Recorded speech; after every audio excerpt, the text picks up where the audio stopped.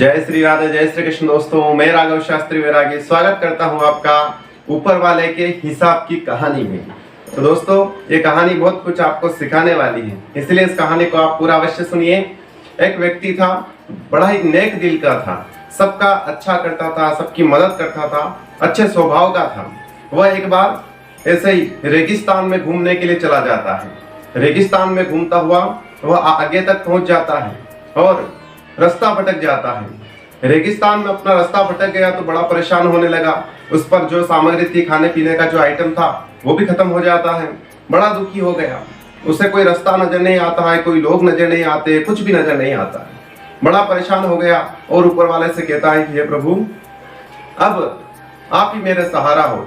इस तरह कहता हुआ थोड़ा आगे बढ़ता है तो उसे एक कुटिया नजर आती है, एक झोपड़ी नजर आती है। झोपड़ी को देख करके बड़ा प्रसन्न हुआ कि ठीक है, अब इस झोपड़ी में कोई ना कोई जरूर होगा और वो मुझे रास्ता बता देगा यहाँ से बाहर निकलने का, और मुझे बहुत प्यास लगी है तो वो मुझे पानी भी पिला देगा।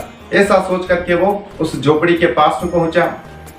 झोपड़ी के अंदर जाकर के देखा तो झोपड़ी के अंदर कोई नहीं था। एक हेडपंप लगा हुआ था उस झोपड़ी के अंदर। वो हेडपंप को देख करके बड़ा प्रसन्न हुआ कि चलो ठीक है, मुझे बहुत जोर की प्यास लग रही, अब मैं मरूंगा नहीं। हेडपंप है तो मैं पानी पी लूंगा और मेरी जान बच जाएगी। इस तरह सोच करके वो हेडपंप को हिलाने लग जाता है। उसको हिलाते हिलाते वो थक जाता है, परंतु उससे पानी नहीं निकलता है। अब तो बड़ा ही थक गया और भगवान से कहता है कि प्रभु, अब मुझे कोई नहीं बचा सकता है, क्योंकि थोड़ी देर में ही मैं मर जाऊंगा, इतनी जोर की मुझे प्यास लगी है। ऐसा कहता वो नीचे जमीन पर बैठ जाता है। तब उसने ऊपर देखा तो उस झोपड़ी के अंदर ठीक उस हेडपंप के ऊपर एक पानी की बाटल टंगी हुई थी। वो बाटल को देखी तो वो बड़ा ही प्रसन्न हुआ और कहा कि हे ऊपर वाले, आपकी महिमा बड़ी अपरंपार है। आपने मेरी मदद किया, अब इस बाटल के पानी से मैं अपनी प्यास बुझाऊंगा और यहाँ से निकल जाऊंगा, मेरी जान बच गई। ऐसा कह करके उसने वो बाटल उतारी और जो ही पानी पीने लगा, तब उस बाटल के नीचे एक चिट्ठी लगी हुई थी।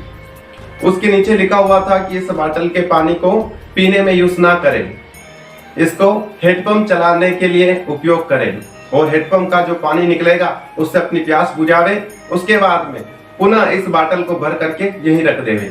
ऐसा लिखा हुआ था उस चिट्ठी के ऊपर। जब उसने ये पढ़ा तो वो सोचने लग गया कि अब क्या करूं, पानी को पी लूं या फिर इस हेडपंप के अंदर डाल करके इससे पानी निकालने की कोशिश करूं।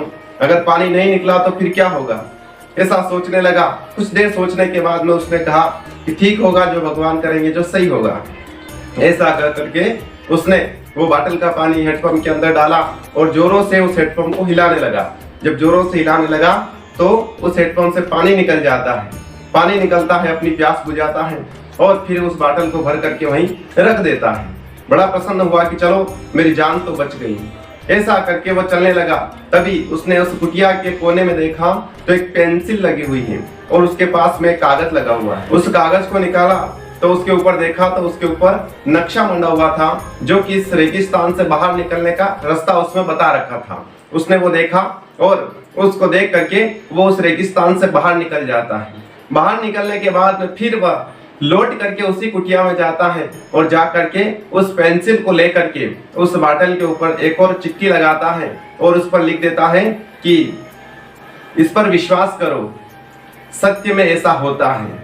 ऐसा चिट्ठी लिख करके वह पुनः अपने शहर लौट जाता है। ये छोटी सी कहानी है दोस्तों, परंतु बहुत बड़ी हमें सीख दे करके जाती है कि ऊपर वाला सबका हिसाब रखता है। जो अच्छे दिल का होता है, जो अच्छा व्यक्ति होता है, जो अच्छा इंसान होता है, उसके साथ में भगवान कभी भी बुरा नहीं होने देते हैं। तो मिलते हैं ऐसी अगली कहानी के साथ में। तब तक के लिए जय श्री राधे, जय श्री कृष्ण।